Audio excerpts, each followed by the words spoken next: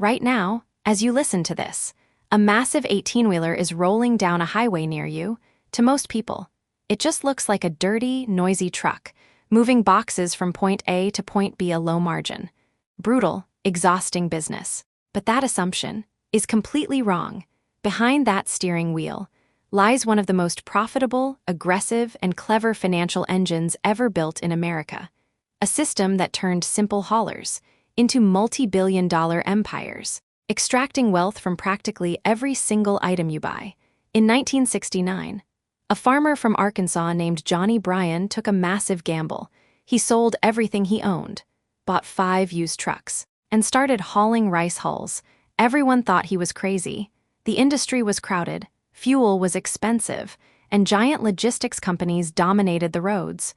Yet, within a few decades, that single 5-truck operation transformed into J.B. Hunt, a logistics behemoth worth over $15 billion.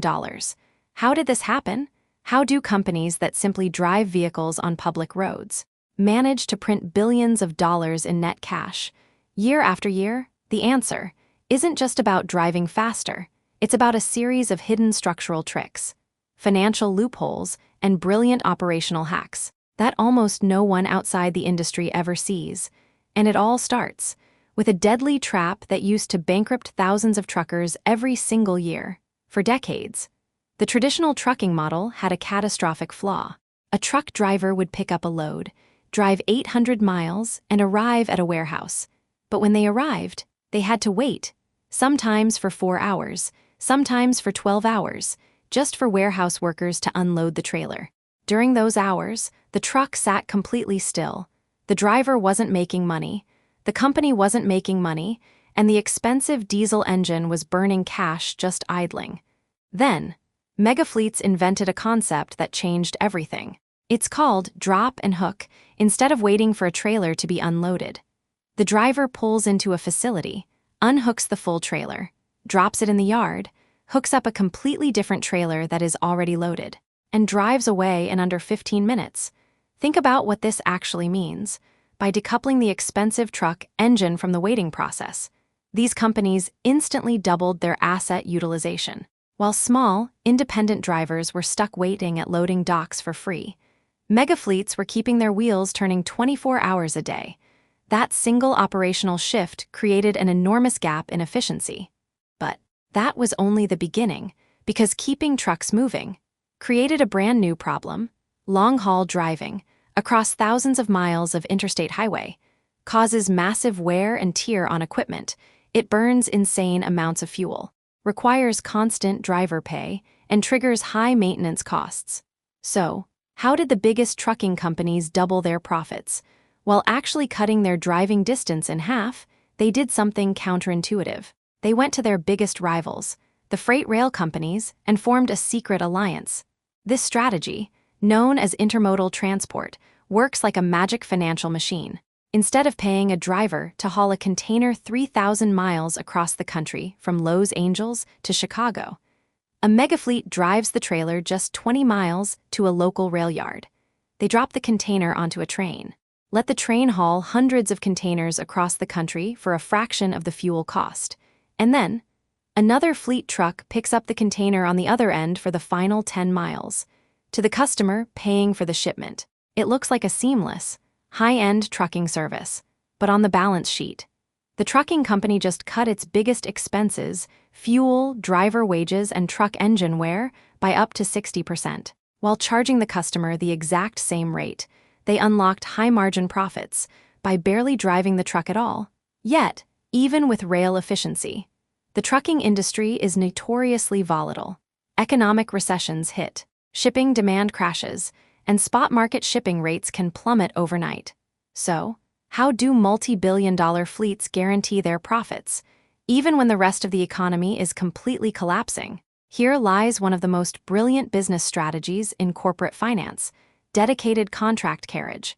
Instead of competing every day for unpredictable shipping loads, megafleets go to giant retailers like Walmart, Target, and Home Depot and offer to completely swallow their internal transport networks.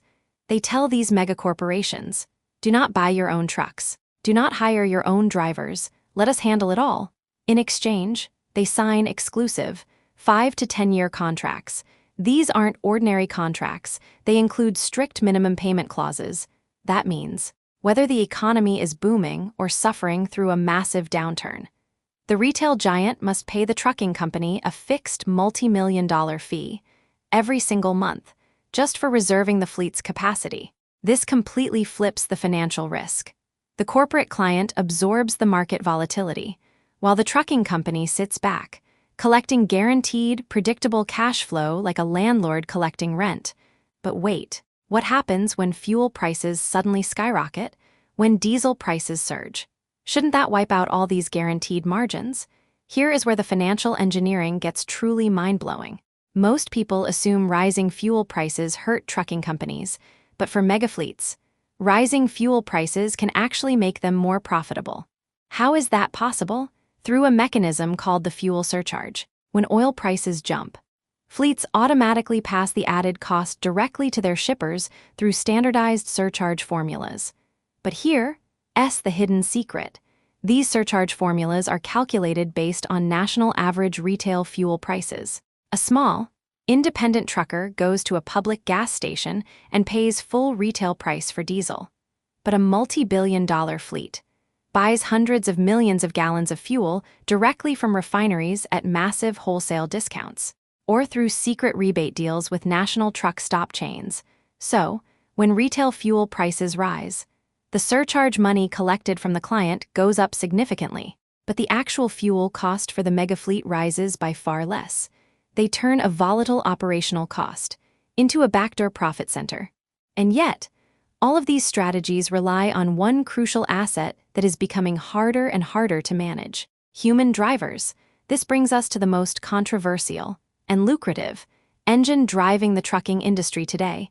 If you look at corporate reports, giant fleet executives are always complaining about driver shortages and high driver turnover. On the surface, it looks like a major operational weakness. In reality, high turnover is deeply integrated into the business model. When an entry-level driver joins a mega fleet, they are often put into a lease purchase agreement. The company sells the driver the dream of becoming an independent business owner, leasing them a multi-thousand-dollar truck with zero down payment. The driver takes on all the financial risk. They pay for the truck lease, the maintenance, the insurance, and the fuel. The mega fleet simply acts as the banker, collecting high interest rates and monthly lease payments directly out of the driver's paycheck, before the driver ever sees a single dime. If the driver burns out and quits 6 months later, which happens constantly, the company simply repossesses the truck, cleans it out, and leases it to the next eager recruit. The fleet gets continuous equipment financing, consistent freight delivery, and minimal long-term pension or wage commitments, all while shifting operational risk onto the driver. And what happens to those trucks after 3 or 4 years of constant highway driving? This is the final, hidden financial lever. A mega fleet buys thousands of brand-new semi-trucks directly from manufacturers like Freightliner or Kenworth at massive bulk discounts, often 20 to 30% below market cost. They run these vehicles for roughly 300,000 miles, taking advantage of rapid tax depreciation laws like Section 179, which allows them to write off massive portions of the vehicle's value against their corporate taxes on day one.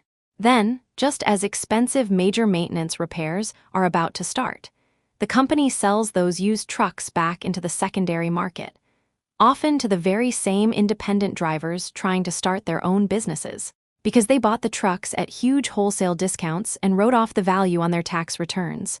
The resale price they collect is pure, high-margin cash recovery. They buy low, write off the taxes, shift the maintenance, and sell high. When you stack all these layers together, the drop and hook speed, the intermodal rail integration, the guaranteed corporate contracts, the fuel surcharge arbitrage, the leasing structures, and the vehicle resale pipeline, you realize something profound. A mega trucking company is not really a transportation company at all. It is a tech-enabled, real estate-style asset management firm that happens to use roads instead of buildings. They control the physical corridors of trade. They dictate the flow of goods. And every time you buy food at a grocery store, order a package online, or buy furniture for your home. A fraction of your money flows directly into this invisible, inescapable economic toll booth. The trucks rolling past you on the highway aren't just hauling cargo. They are executing one of the most sophisticated cash extraction playbooks ever designed.